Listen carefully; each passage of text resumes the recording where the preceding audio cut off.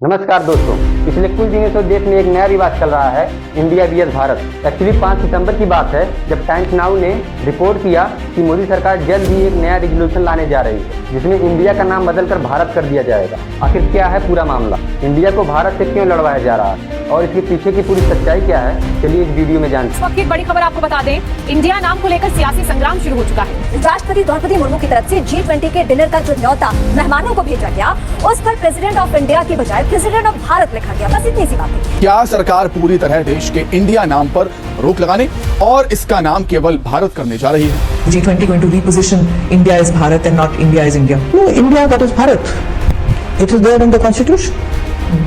Please, I would invite everybody to read it. Actually बात है 18 जुलाई 2023 जब अपोजिशन पार्टी एक अलायंस डिक्लेयर करती है जिसका नाम था इंडिया, और अगले 10 दिन के बाद 28 जुलाई 2023 को राज्यसभा के सदस्य नरेश बंसल राज्यसभा में एक प्राइवेट बिल इंट्रोड्यूस करते हैं जिसमें इंडिया का नाम भारत करने का प्रपोजल होता है। यह मामला तब और रंगीन हो गया जब G20 मेंबर के डिनर इन्विटेशन के दौरान प्रेसिडेंट ऑफ भारत मेंशन किया गया। इतना सब कुछ होने के बाद इस मुद्दे पर डिबेट्स होना शुरू हो गए। कुछ लोग कह रहे थे कि इंडिया बेटर है तो कुछ लोगों का कहना था कि भारत ज्यादा अच्छा है। मतलब आज़ादी के 70 साल होने के बावजूद भी हम लोग ये नहीं डिसाइड कर पाए कि हमारे देश का नाम क्या है और क्या होना चाहिए। हद तो तब पार हो गई जब एक बीजेपी पॉलिटिशियन हरिनाथ सिंह यादव ने अपने बयान में कहा कि इंडिया तब भी एक गाली जो हमें अंग्रेजों द्वारा दिया गया है। तो ये इंडिया शब्द एक अंग्रेजों के द्वारा दी हुई हमारे लिए गाली है। इस कंट्रोवर्सी के बीच यूनियन मिनिस्टर अनुराग ठाकुर कहते हैं कि यह एक र्यूमर है, इंडिया का नाम नहीं बदला जाएगा। सबसे पहले देखिए इंडियन कॉन्स्टिट्यूशन में क्या लिखा गया है। इंडियन कॉन्स्टिट्यूशन की पहली लाइन में साफ साफ लिखा गया है कि India that is Bharat shall be A union of state. आइए इसका हिंदी वर्जन दिखाते हैं। भारत अर्थात इंडिया राज्यों का संघ होगा। यदि पूरे कॉन्स्टिट्यूशन को नोटिस किया जाएगा तो कॉन्स्टिट्यूशन में इंडिया को 900 से ज्यादा बार मेंशन किया गया है। इसके अलावा देश के बड़े बड़े ऑर्गेनाइजेशंस भी इसका इस्तेमाल किए हैं, जैसे election commission of India, Indian navy, Indian army, union bank of India, state bank of India, Indian railways और तो और हमें चांद पर पहुंचाने वाला इसरो का फुल फॉर्म भी इंडिया से शुरू होता है, इंडियन स्पेस रिसर्च ऑर्गेनाइजेशन। अब इसे हिंदी में समझते हैं, जैसे भारत निर्वाचन आयोग, भारतीय नौसेना, भारतीय थल सेना, भारतीय रेल। इतना सब कुछ के बाद साफ हो जाता है कि जब हम लोग हिंदी का प्रयोग करते हैं तो भारत लिखते हैं और वहीं इंग्लिश का प्रयोग करते वक्त इंडिया लिखते हैं। और ये भी पता चल गया होगा कि इंडिया और भारत एक दूसरे के अल्टरनेटिव नाम।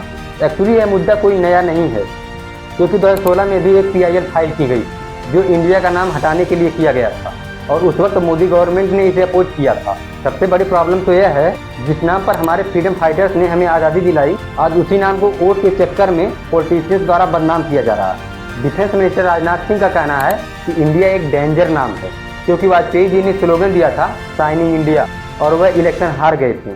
अब तक आपको साफ पता चल गया होगा कि इतना बड़ा ड्रामा सिर्फ अपोजिशन पार्टी के इंडिया नाम रखने पर हुआ।